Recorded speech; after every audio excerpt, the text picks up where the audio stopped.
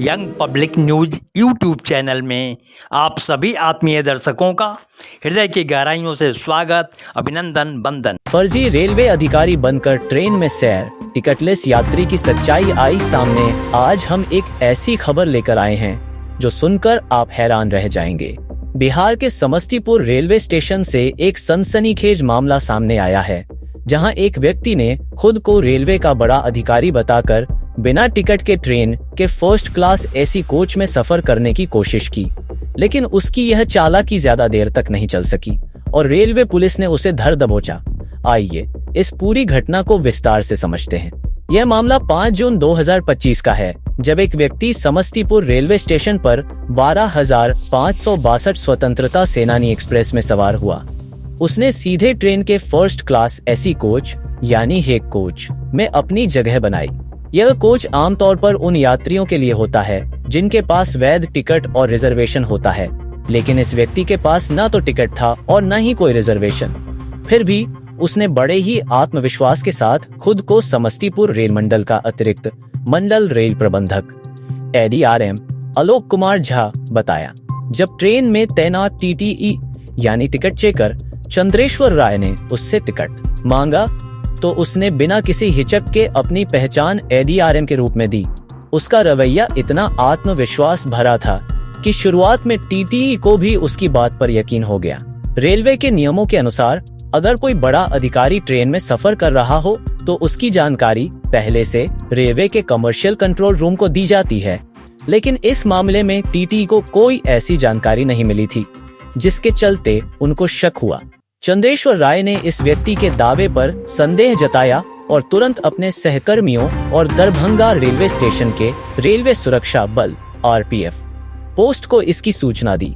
उन्होंने बताया कि एक व्यक्ति खुद को ADRM बता रहा है, लेकिन उसके पास कोई टिकट नहीं है और न ही कमर्शियल कंट्रोल से कोई प्रोटोकॉल मैसेज आया है। आलोक, पूरा नाम कुमार झा। आलोक कुमार झा। आप स्वयं हैं? जी, कहाँ से आ रहे हैं सर? समस्तीपुर से ही आ रहा हूँ। आप स्वयं तो नहीं है सर आलोक कुमार झा, क्योंकि हमारे ADRM साहब जानते हैं सर। हमारे ADRM साहब हैं तो हम उनको जानते हैं।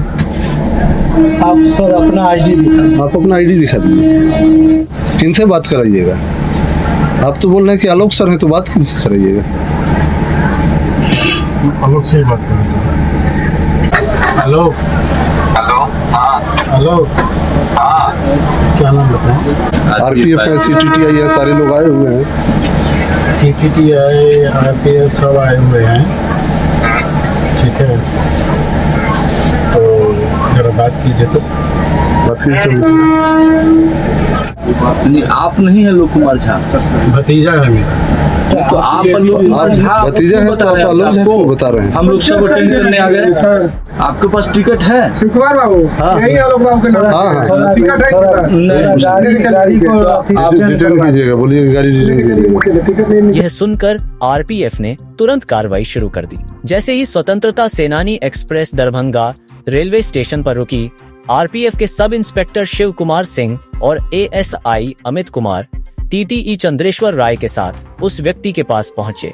जब उन्होंने उससे उसकी पहचान के बारे में पूछा तो उसने फिर से दावा किया कि वह समस्तीपुर रेल मंडल का ADRM आलोक कुमार झा है, लेकिन जब उनसे पहचान पत्र दिखाने को कहा गया तो वह कोई ID कार्ड नहीं दिखा सका। उसका रवैया देखकर RPF और TTE का शक और गहरा गया। जब दबाव बढ़ा तो उस व्यक्ति ने अपनी कहानी बदल दी। अब उसने दावा किया कि वह ADRM का भतीजा है, लेकिन यह झूठ भी ज्यादा देर तक नहीं टिक सका। जब TTE ने दोबारा टिकट की मांग की तो उसने स्वीकार किया कि उसके पास कोई टिकट नहीं है। यह सुनकर RPF ने उसे तुरंत ट्रेन से उतार लिया और पूछताछ शुरू की। पूछताछ के दौरान उस व्यक्ति की असली पहचान सामने आई। उसका नाम दुर्गाकांत चौधरी था और वह बिहार के मधुबनी जिले का रहने वाला था। उसने न केवल फर्जी पहचान बनाकर रेलवे अधिकारियों को गुमराह करने की कोशिश की, बल्कि बिना टिकट के फर्स्ट क्लास कोच में सफर करके रेलवे नियमों का उल्लंघन भी किया। RPF ने उसे हिरासत में ले लिया और उसके खिलाफ रेलवे एक्ट की धारा 137, 145 और 146 के तहत मामला दर्ज किया। इन धाराओं में बिना टिकट यात्रा करना, उपद्रव मचाना और सरकारी काम में बाधा डालने जैसे अपराध शामिल हैं। 6 जून 2025 को दुर्गाकांत चौधरी को समस्तीपुर के रेलवे कोर्ट में पेश किया गया। वहां जज चंद्रभूषण भारती ने मामले की सुनवाई की। कोर्ट में दुर्गाकांत ने अपनी गलती स्वीकार की। जज ने उसे कड़ी फटकार लगाई और उसकी हरकत को गैर जिम्मेदाराना बताया। इसके बाद उस पर 1500 रुपए का जुर्माना लगाया गया। जुर्माना भरने के बाद उसे रिहा कर दिया गया। इस घटना से सबक, यह घटना रेलवे के लिए एक चेतावनी है कि कैसे कुछ लोग फर्जी पहचान बनाकर नियमों का दुरुपयोग करने की कोशिश करते हैं। रेलवे सुरक्षा बल और टीटीई की सतर्कता के कारण इस मामले में सच्चाई सामने आ सकी।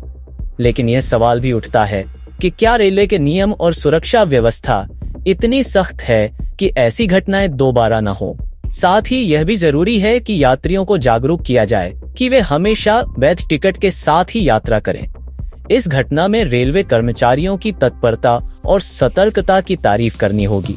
टीटीई चंद्रेश्वर राय ने समय रहते शक जताया और आरपीएफ को सूचित किया, जिसके चलते यह मामला जल्दी सुलझ गया। रेलवे सुरक्षा बल ने भी तुरंत कार्रवाई करते हुए आरोपी को पकड़ लिया। यह दिखाता है कि रेलवे अपनी सुरक्षा और नियमों को लेकर कितना सजग है। रेलवे द्वारा एक सूचना दिया गया कि ऐसे 2562 में एक यात्री अपने आप को एडीआरएम बन के H1 में यात्रा कर रहा है।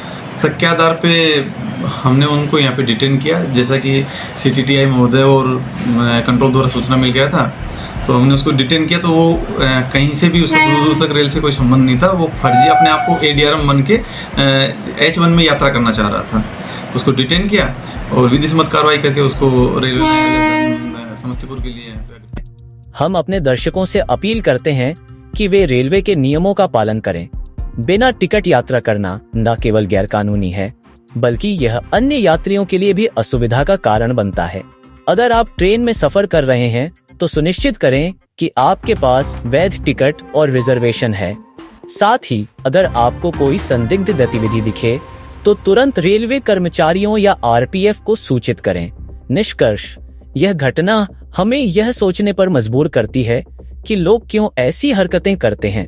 क्या यह सिर्फ मुफ्त में सफर करने की चाहत है या फिर कुछ और? रेलवे ने इस मामले में सख्ती दिखाई, लेकिन यह जरूरी है कि भविष्य में ऐसी घटनाओं को रोकने के लिए और बड़े कदम उठाए जाएं। हम उम्मीद करते हैं कि रेलवे अपनी सुरक्षा व्यवस्था को और मजबूत करेगा ताकि यात्रियों को सुरक्षित और सुविधाजनक सफर मिल सके। तो यह थी समस्तीपुर रेलवे स्टेशन से जुड़ी एक हैरान करने वाली खबर। हम आपके लिए ऐसी ही ताजा और महत्वपूर्ण खबरें लाते रहेंगे।